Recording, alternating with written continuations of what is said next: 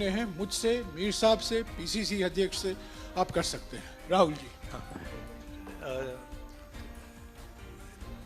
English and Hindi both.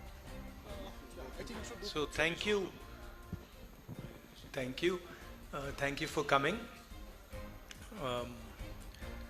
This morning we had quite a large crowd that had gathered, and we were looking forward to walking on the Bharat Jodo Yatra, but unfortunately the police arrangement completely collapsed, and the police people who were supposed to manage the crowd and hold the rope were nowhere to be seen.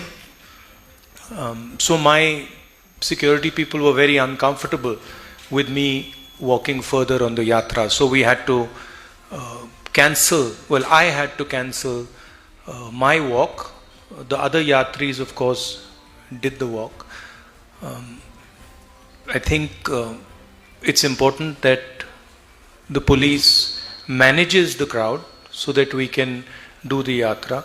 It's very difficult for me to go against what my security people are recommending. So that's basically what I wanted to say. I'll repeat it in Hindi as well. आज काफ़ी बड़ा reception यात्रा के शुरुआत में हुआ tunnel के बाद। जो पुलिस अरेंजमेंट था वो बिल्कुल कोलैप्स कर गया, और जो पुलिस वाले क्राउड को कंट्रोल करते हैं, रस्सियों को मैनेज करते हैं, वो या चले गए या दिखे नहीं। तो मेरी जो सिक्योरिटी डिटेल थी, उन्होंने हमें कहा कि हमें आगे नहीं चलना चाहिए, इसलिए हम नहीं चल पाए। एडमिनिस्ट्रेशन की जिम्मेदारी है कि जो क्राउड कंट्रोल होता है, पुलिस का जो रोल होता है, उसको गारंटी करें। मुझे मालूम नहीं क्यों हुआ, बट कल और परसों ऐसा नहीं होना चाहिए। Thank you. शुक्रिया राहुल जी, शुक्रिया। आई थिंक हमारा प्रेस कॉन्फ्रेंस कब है? नहीं, मेरा वाला परसों है, तो फिर आपके जो सवाल हैं हम परसों जवाब देंगे उनके। Thank you. आगे हाँ जी। अरे यार देखो, हमने कहा करेंगे, जारी रहेगी।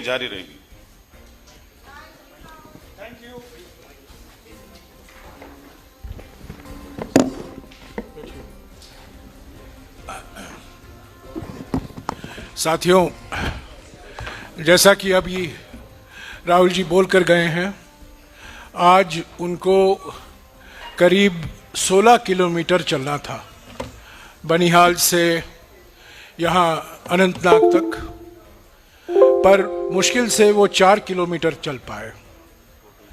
पर भारत यात्री, 200 भारत यात्री सभी ने आज 16 किलोमीटर पूरा किया।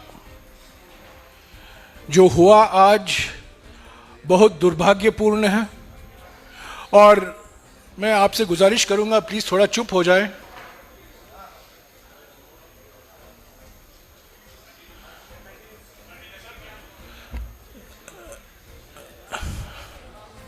I cannot continue if there are multiple conversations. सुन लीजिए भैया। आप लोग एक बार सुन लें प्लीज, शांत हो जाएं। सभी भारत यात्रियों ने पूरा 16 किलोमीटर पूरा किया। आज जो हुआ बहुत दुर्भाग्यपूर्ण था। अभी राहुल जी की सिक्योरिटी टीम और प्रशासन के बीच में बातचीत चल रही है, ताकि ये कल ये दोहराया नहीं जाएगा, और परसों भी जो यात्रा है उसमें भी ये परेशानी हमें इसकी सामना करना नहीं पड़ेगी। हम आज, कल और परसों कश्मीर में हैं।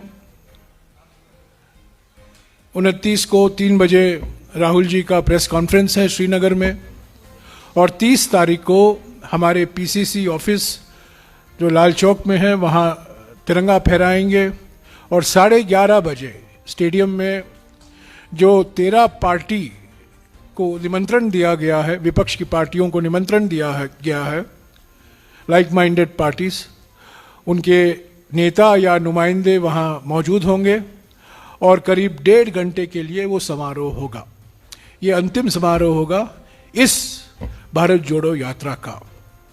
इसके साथ साथ कल 26 जनवरी को कांग्रेस पार्टी संगठन की ओर से हाथ जोड़ो अभियान की शुरुआत हुई है सभी राज्यों में, और इस अभियान के माध्यम से राहुल जी का संदेशा, एक पन्ने का संदेशा भारत जोड़ो यात्रा के बारे में और एक पेज का चार्जशीट मोदी सरकार के विफलताओं के खिलाफ, वो हमारे कार्यकर्ता घर घर जाएंगे और घर घर पहुंचाएंगे। ये अभियान कल शुरू हुआ है, 26 मार्च तक चलेगा, पर कुछ ऐसे राज्य हैं जो चुनाव हो रहे हैं वहाँ फरवरी के महीने में, तो हो सकता है कि 3-4 हफ्ते और लगेंगे। पर कुछ भी हो, 26 अप्रैल तक सभी राज्यों में हमारे कार्यकर्ताओं की ओर से राहुल जी का संदेशा भारत जोड़ो यात्रा के बारे में और जो चार्जशीट है मोदी सरकार की विफलताओं के बारे में, वो घर घर तक पहुंचाया जाएगा। ये मैं समझता हूं हमारे संगठन के इतिहास में इतना बड़ा आउटरीच कार्यक्रम, संपर्क कार्यक्रम नहीं चलाया गया है, और ये इसलिए जरूरी पड़ी ताकि हम सभी को भारत जोड़ो यात्रा का संदेशा पहुंचा सकें। क्योंकि ये पहला प्रेस कॉन्फ्रेंस है कश्मीर में, मैं कहना चाहता हूं कि जम्मू और कश्मीर में कई राजनीतिक मसले हैं, कई राजनीतिक मुद्दे हैं।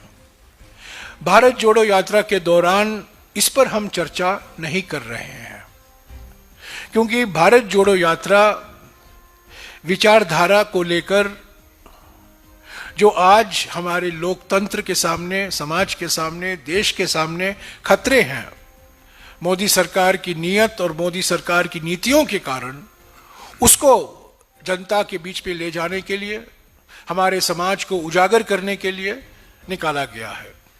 और मोटे तौर से 3 ऐसे मुद्दे हैं जिससे कांग्रेस पार्टी समझती है और सोचती है और प्रचार करती है कि हमारे समाज और लोकतंत्र के लिए खतरा पैदा हुआ है।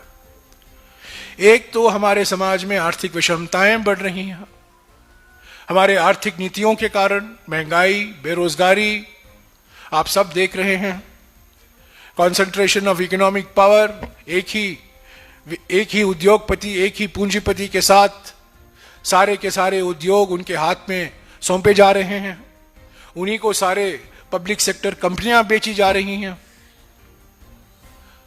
तो एक तो आर्थिक विषमताओं के कारण हमारा लोकतंत्र खतरे में है। दूसरी बात, आरएसएस और बीजेपी की विचारधारा हमेशा विभाजनकारी विचारधारा रही है। सामाजिक ध्रुवीकरण उनकी रणनीति है चुनावी फायदे के लिए, और ये सामाजिक ध्रुवीकरण धर्म के नाम पर, जाति के नाम पर, भाषा के नाम पर, प्रांत के नाम पर हमेशा किया जाता है। और सामाजिक ध्रुवीकरण का ये नतीजा है, जैसा कि राहुल जी ने कहा, नफरत फैलता है, सद्भावना को चोट मिलती है और हमारा देश कमजोर हो जाता है। और तीसरा खतरा जो आज देख रहे हैं हमारे लोकतंत्र के सामने, वो है राजनीतिक तानाशाही। आज हमारे देश में अनडिक्लेयर्ड इमरजेंसी है, एक ही व्यक्ति की हुकूमत है, पार्लियामेंट को नजरअंदाज किया जा रहा है, पार्लियामेंट में कोई बहस नहीं होती। हमारे जो मिसाल के तौर से जो हमारे सीमा में जो खतरे हैं चीन को लेकर, उस पर 2.5 साल हो गए, पर पार्लियामेंट में उस पर कभी बहस का मौका नहीं मिला। संविधान को नजरअंदाज किया जा रहा है, संवैधानिक संस्थाएं कमजोर की जा रही हैं, और एक प्रयास किया जा रहा है हमारे न्यायालय को खत्म करने के लिए। रोज बयान आते रहते हैं कि न्यायालय को भी प्रधानमंत्री कार्यालय का एक अंग बनाने की कोशिश की जा रही है। तो ये जो सवाल करते हैं कांग्रेस पार्टी से, आप भारत जोड़ो यात्रा पर क्यों निकले हो, क्योंकि भारत को कोई तोड़ नहीं रहा है। हम कह रहे हैं भारत टूट रहा है, खतरे हैं, और अगर हम कार्रवाई अब नहीं करेंगे तो हमारे लिए और भी खतरा पैदा हो जाएगा। इसीलिए आर्थिक विषमताओं के खिलाफ, सामाजिक ध्रुवीकरण के खिलाफ और राजनीतिक तानाशाही के खिलाफ हम आवाज उठा रहे हैं, जनता को उजागर कर रहे हैं और आरएसएस बीजेपी की विचारधारा को सीधे विचारधारा के मैदान में हम उसका मुकाबला कर रहे हैं। चुनावी रणनीति से भारत जोड़ो यात्रा का ज्यादा कोई लेना देना नहीं है। इसका चुनाव पर क्या असर होगा जम्मू और कश्मीर में या अलग राज्यों में, 2024 में क्या असर होगा, ये सब सवाल बाद में सोचा जाएगा, उसका जवाब मिलेगा। पर भारत जोड़ो यात्रा के दौरान हमने इन मुद्दों पर सोचा ही नहीं है, क्योंकि जैसा कि मैंने कहा, राहुल जी बार बार कहते हैं, कांग्रेस पार्टी बार बार कहती रही है कि हमारे समाज और हमारे देश और हमारे लोकतंत्र के सामने दो रास्ते दिखाई दे रहे हैं। एक रास्ता है आरएसएस बीजेपी का, और उस रास्ते में एक व्यक्ति एक तंत्र का तोप चला रहे हैं, और दूसरा रास्ता है सद्भावना का रास्ता, कांग्रेस का रास्ता, महात्मा गांधी का रास्ता, राहुल गांधी का रास्ता, जहां लोकतंत्र की शहनाई बजाई रही है। तो एक तरफ लोकतंत्र की शहनाई बज रही है और दूसरे तरफ एक तंत्र का तोप चलाया जा रहा है। यही हमारे देश के सामने दो रास्ते दिखाई दे रहे हैं। तो भारत जोड़ो यात्रा की पृष्ठभूमि यह है। आपके मन में कई सवाल होंगे, आर्टिकल 370 का क्या होगा, क्या गुपकार अलायंस का क्या होगा, ये सब राजनीतिक मुद्दे के लिए अलग मौके मिलेंगे। आज हम सिर्फ भारत जोड़ो यात्रा की सोच रहे हैं, विचारधारा के बारे में सोच रहे हैं, और बार बार जो राहुल जी समाज के हर वर्ग से मिल रहे हैं, किसान, महिला, दलित, पूर्व सैनिक, विस्थापित लोग, सभी से मिल रहे हैं और उनसे जानने की कोशिश कर रहे हैं, उनकी दर्द, उनकी पीड़ा, उनकी समस्याएं, ताकि वो पार्लियामेंट में जब उनको मौका मिलेगा उसको उठा सके। तो यही मुझे कहना है आज के लिए। कल का प्रोग्राम आपके पास है, कल का प्रोग्राम मैं पीसीसी अध्यक्ष से कहूँगा आपको पूरी जानकारी दे कल के प्रोग्राम के बारे में और परसों के प्रोग्राम के भी बारे में। उसके बाद जो भी आपके सवाल हैं उसका जवाब मैं देने के लिए तैयार हूँ। हाँ जी, कल और परसों। थैंक यू जयराम जी। कल जो पदयात्रा कश्मीर में होगी वो जुरसू के मुकाम पे निम्बल अवंतीपुरा, जहां पे पेट्रोल पंप है एचपी का, वहां से शुरू होगी।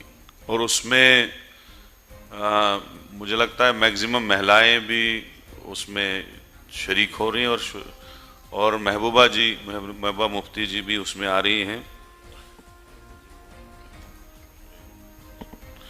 तो महिलाएं उसमें शरीक हो रही हैं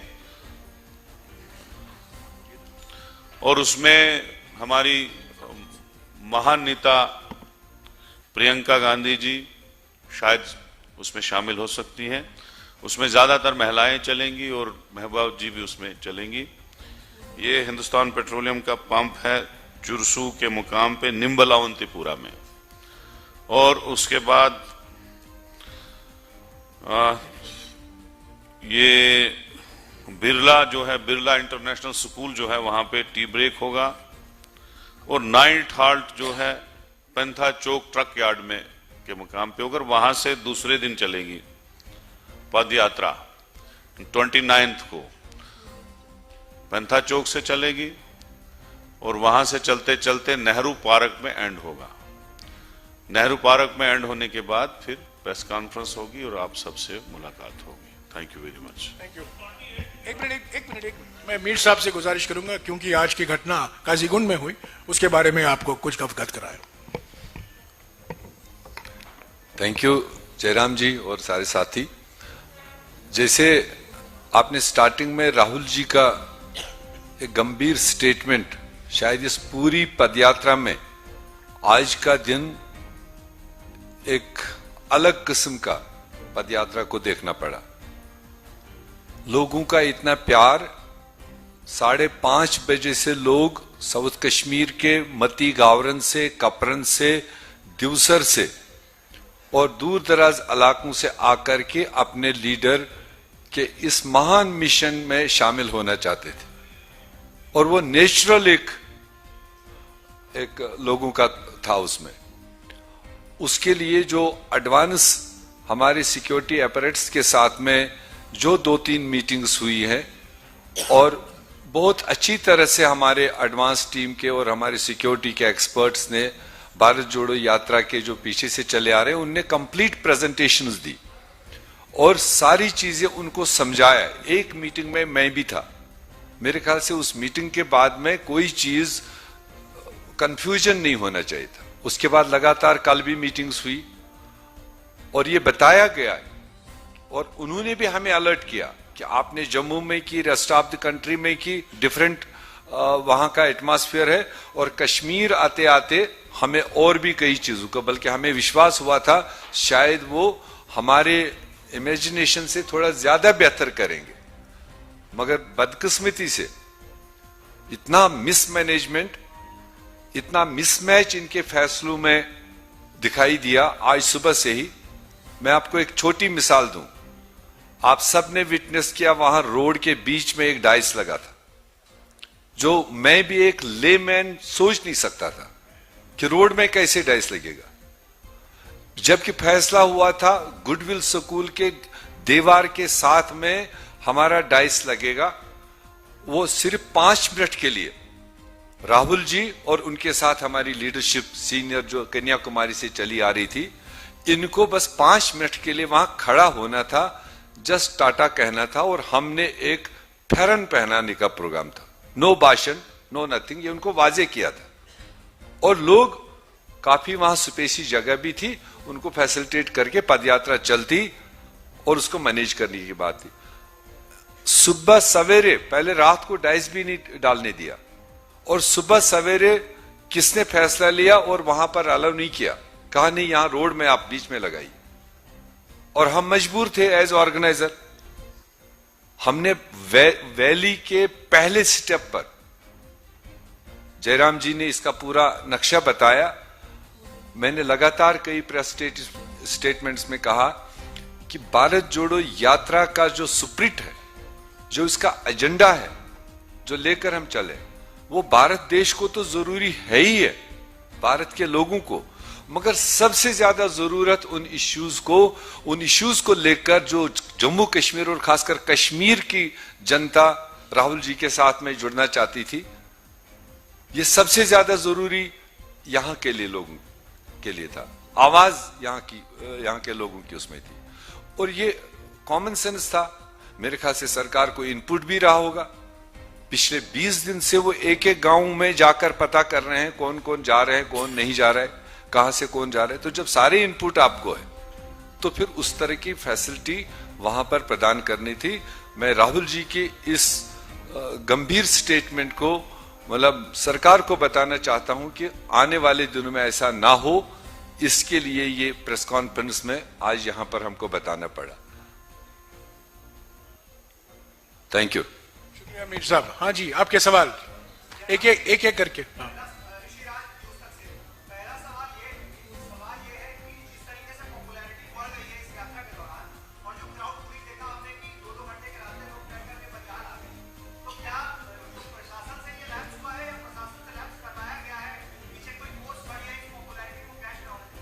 मैं मीर साहब से गुजारिश करूंगा।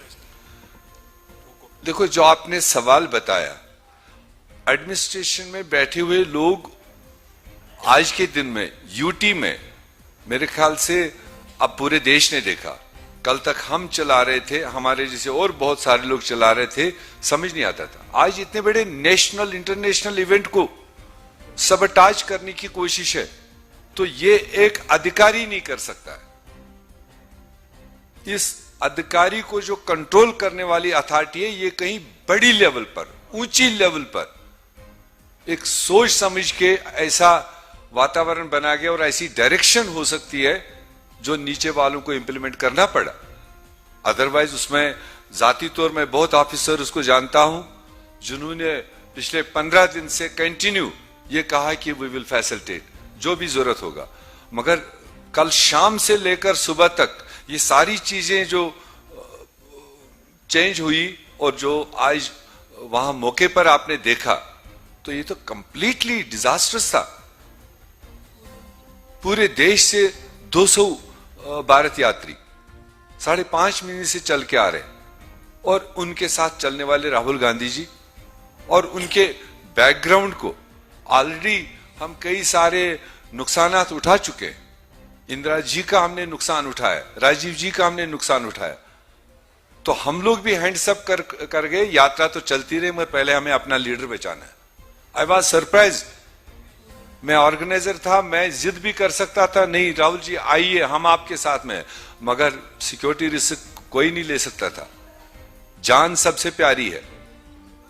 तो इसलिए जो चीज आज वहां हुआ, जो तरीका हुआ, हम इसको हाईली कंडेम करेंगे और अपील करेंगे आने वाले 4 दिन कश्मीर के अंदर उनको सुधारने की जरूरत है एडमिनिस्ट्रेशन को। ये हमारी अपील होगी। मैं एक चीज और कहूंगा इसके बारे में, जो राहुल जी ने भी इसका जिक्र किया। अंतिम क्षण तक राहुल जी चलना चाहते थे, अंतिम क्षण तक, पर उनको एक निर्णय लेना चाहिए था। जो निर्णय उन्होंने लिया उनके सुरक्षा सलाहकारों के आधार पर ही, जो उन्होंने कहा गया, सलाह दी गई, उसी के आधार पर उन्होंने निर्णय लिया। पर अंतिम क्षण तक वो चाहते थे कि वो जो 12-13 किलोमीटर बाकी हैं वो चले, पर सुरक्षा सलाहकारों ने कहा बिल्कुल नहीं चल सकते आप, और तभी वो गाड़ी में बैठकर निकल गए। हालांकि जो भारत यात्री हैं वो चलकर आए।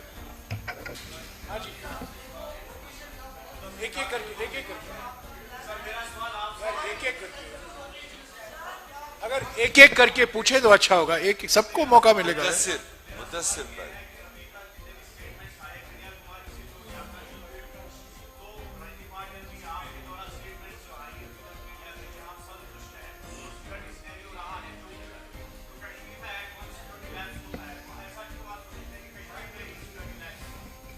मैं पीसीसी अध्यक्ष से गुजारिश करूंगा इसका जवाब दे। मैं आपको कहूं कि एक दो जगह छोटे मोटे लैप्स हुए हैं, पर इतना बड़ा लैप्स नहीं हुआ है कहीं और मैं एक बात मैं कह दूं, मेरे विचार में, मैं भी वहां था, मैंने देखा जो हो रहा है, तब मैं चलने लगा, क्योंकि मैं राहुल जी के साथ चलता नहीं हूं, मैं आगे जाता हूं।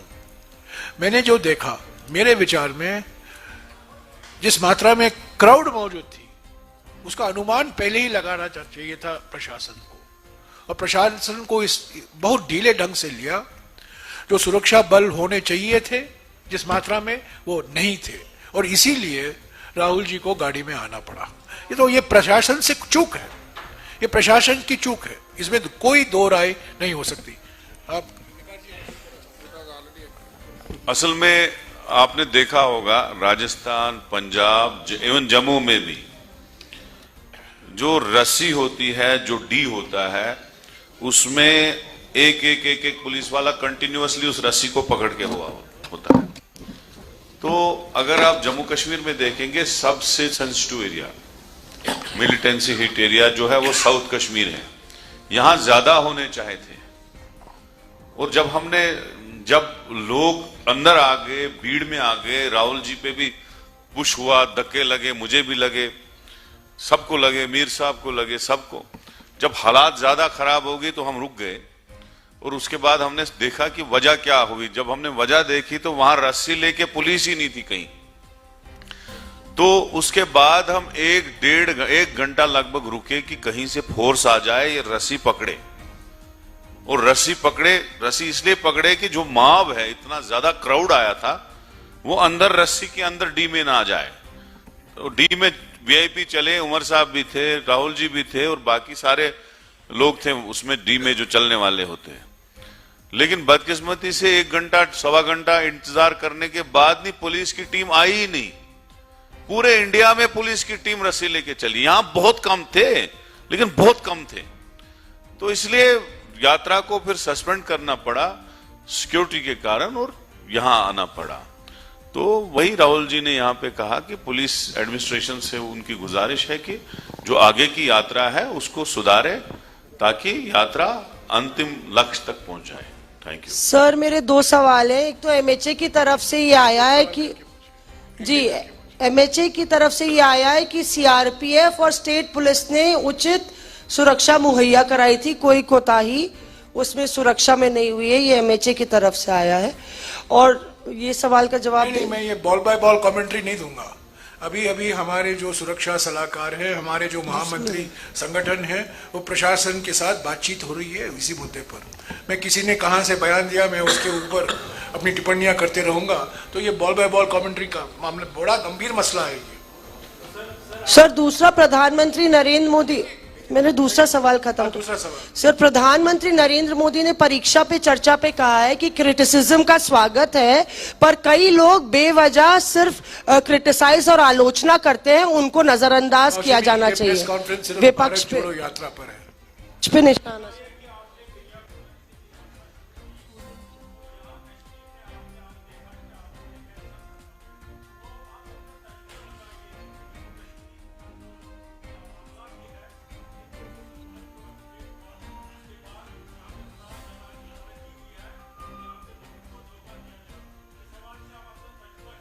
अच्छा ट्राई है। मैंने पहले ही कहा था ये मौका नहीं है आर्टिकल 370 और जो राजनीतिक मुद्दे हैं उस पर मैं कुछ कहूंगा नहीं। आपने अच्छा प्रयास किया, आपको मैं धन्यवाद देता हूं।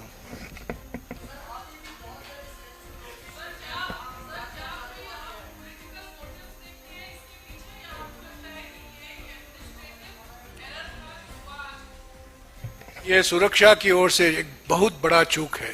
ये बड़ा सिक्योरिटी लैप्स है, इस पर अभी बातचीत चल रही है। हमारे जनरल सेक्रेटरी संगठन और राहुल जी के जो सुरक्षा टीम है, सिक्योरिटी टीम है, प्रशासन और सिक्योरिटी फोर्सेस के साथ बात हो रही है। इसके बारे में मैं एक बार फिर दोहराऊंगा, ऐसे गंभीर मुद्दों पर बॉल बाय बॉल कमेंट्री देना उचित नहीं है। जो कुछ कार्रवाई करनी है प्रशासन की ओर से हमें कल दिखाई देगी। हम उम्मीद करते हैं कि कल और परसों जो घटना हुई आज वो दोहराया नहीं जाएगा। हेलो सर,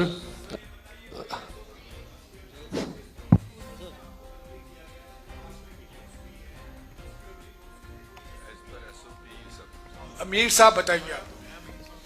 जो मैंने पहले ही बताया कि जो एसओपीज जारी किए गए थे उनको 100% फॉलो किया गया। एक चीज है, पब्लिक का मतलब वहां पर तादाद क्या होगा ये कोई नहीं कह सकता था। मेरी कैपेसिटी 1000-2000 लोग की थी, मैनेजमेंट भी 1000-2000 की हो सकती थी, मगर जब वहां 10-15-20 हजार लोग हुए तो ये बियॉन्ड आवर एक्सपेक्टेशन। तो ऐसा एनालिसिस, ऐसा असेसमेंट सरकार को लेकर चलना चाहिए था। हेलो सर, हमने 135 दिनों में या 136 दिनों में एसओपी का कहीं भी उल्लंघन नहीं हुआ, कहीं भी नहीं। दिल्ली में एक बड़ी सिक्योरिटी लैप्स हुई थी जब हम दिल्ली आए थे 24 दिसंबर को। पंजाब ऐसे संवेदन राज्य में एक भी सिक्योरिटी लैप्स हमें देखने को नहीं मिला। पर जम्मू और कश्मीर में अफसोस की बात है, खासतौर से कश्मीर में पहला ही दिन में एक लैप्स हमें एक्सपीरियंस करना पड़ रहा है। हम उम्मीद करते हैं कि कल और परसों प्रशासन ऐसे कदम लेंगे और जो कुछ वो एसओपी हमें बताएंगे हम उसका पालन करेंगे। सर, एसओपी का कभी उल्लंघन नहीं होता है। I have a very straightforward question that what Congress party and what country as a whole is going to get out of this Bharat Jodo Yatra and how it is going to benefit the Kashmir, the Jammu Kashmir overall, what we will get out of this this Bharat Jodo Yatra, especially country and the Congress itself. I'll give you a straightforward answer. Wait and see. Sir, last question this side. आपको जो venue दिया गया है concluding rally के लिए, from this side sir, this side please please, आपको जो venue दिया गया है शेर कश्मीर स्टेडियम का, थोड़ा शांति। मीर साहब ने वहां पे भी कहा कि 1 लाख के आसपास लोग they are expecting, so do you think that the same chaos might be witnessing in that venue also? So what are you planning, because the yatra is going to very sensitive locations now ठीक है, onwards. विकास साहब जवाब देंगे। देखिए, हमारे पास availability जो श्रीनगर में जगह की वही मिली, क्योंकि हमारे पास श्रीनगर में वही जगह है, क्योंकि पहुंचना भी यात्रा को श्रीनगर में ही था, तो जगह मिली है। हम कोशिश करेंगे कि उसको तरीके से हैंडल किया जाए, वीआईपीज को अपनी पोजीशन दी जाए, जो बाहर से लोग आए उनको अपनी पोजीशन दी जाए, आप जो प्रेस वाले लोग हैं आपके लिए भी कोई खूबसूरत जगह रखेंगे, और पब्लिक को भी एक अच्छी सी जगह देंगे, और इंशाल्लाह अच्छा प्रोग्राम होगा। और हमारे पास अवेलेबिलिटी वहां पे उतनी ज्यादा जगह भी नहीं है जिसमें हम उससे ज्यादा क्राउड मैनेज करें। Thank you.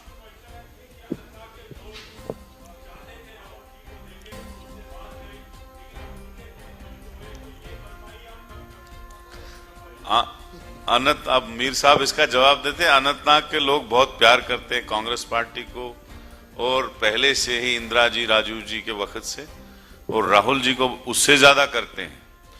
तो ये तो भारत जोड़ो यात्रा है, बाद में अनंतनाग भी आएंगे। अभी बनहाल वाले लोग भी वही कह रहे हैं कि हमने देखा ही नहीं, तो वहां भी आएंगे, अनंतनाग भी आएंगे, डोरू भी आएंगे, काजीगुंड भी आएंगे।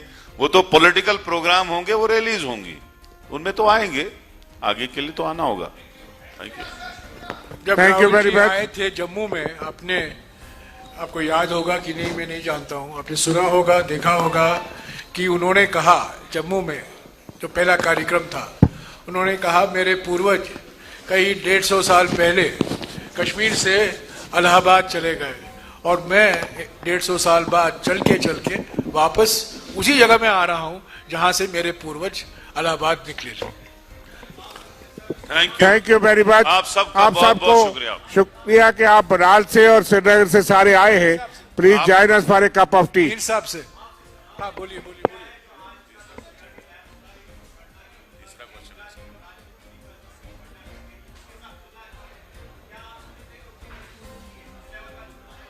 मीर साहब जवाब देंगे।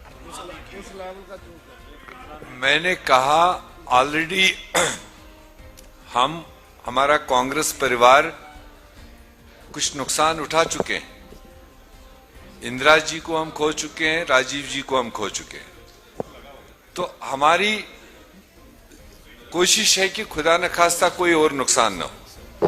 तो इसलिए जो ये भारत जोड़ो यात्रा लेकर राहुल जी आ रहे हैं, पूरा देश दुनिया देख रहा है, और इसकी रिक्वायरमेंट क्या थी वो किसी वजह से सरकार उसको फुलफिल नहीं कर पाई। अभी भी जयराम जी अपील कर रहे हैं, आज जो हुआ उसको छानबीन हो रहा है, मगर आने वाले 3 दिन कश्मीर के अंदर हैं, उसको महफूज बनाए, लोगों को महफूज बनाए, यात्रियों को महफूज बनाए, ये हमारी अपील।